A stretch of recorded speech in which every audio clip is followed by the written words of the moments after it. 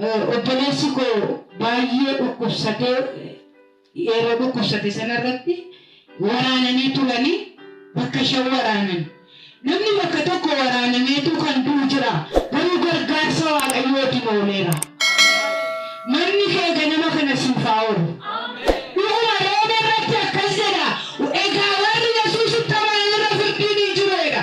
Sitti kan faradamee miti kan maatii gadduu faradame Waaqayyo siif oolcha. Maatii gooftaan qabne warra homaa qaalitu sagadu maatiin kooyi obboleessi sunis kadhadhee hin dadhabe aman jedhanii hin dide. Garuu Waaqayyo anaaf jedhee tolche. Waaqayyo biddeen gaddaa mana kee irraa kaasu. Biddeen gaddaatu nurraa ka'e dhugumaan immoo Waaqayyo irratti waa ta'u abjuu kootiin nan argan ture. Halkanuma sana guyyoonni waraanamu san dubartoonni lama giddiidha afurra eena nyaachisan. Afurrees nyaadhan beeku. Qe'een keenya qe'ee qaallutti foon lukkuu simnaannu. Ergamee isaan biraa deeme ergan gooftatti dhufee nyaachuu jalqabe malee waan akkanaa kana nyaannu. Galanni Waaqayyoof haa ta'u. Ulfinni Waaqayyoof haa ta'u. Waaqa ulfina hin beekne Waaqa naaf hin jedhu garuu ulfina kan hin qabne sadarkaa Waaqayyo na fuudhe. Waaqa ulfina qabu ofitti na qabeera. Kanaaf Waaqayyoon nan jaalladha yeroo kamiyyuu foon giddiin na nyaachisu nan dida hin mi'aawu foonichi.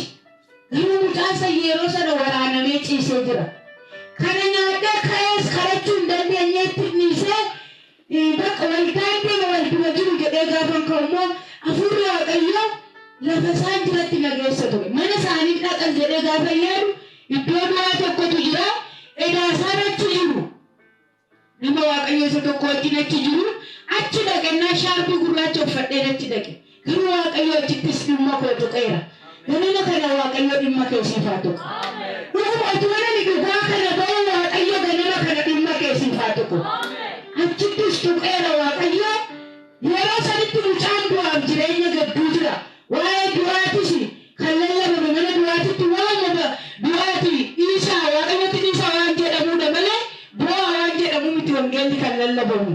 Galanni Waaqayyoof haa ta'u. Du'uun keenya yoo kan Kiristoos taane karaa ittiin gara abbaa dhannuudha. Nuuf duuni gadda miti gammachuudha malee gara abbaatti hin deemna waan ta'eef warra gooftaan qabneef garuu duutii akkasii sirrii hin ta'uuf hin amanne waan ta'eef nurra firdiin hin jiru karaa Kiristoos nu qajeelota taanerra yoo duunes abbaa bira deemna. Achittis Waaqayyo dubbachaa ture. Yeroo sana gaafa Waaqayyo dubbatu yeroo sanarraa ka'eera.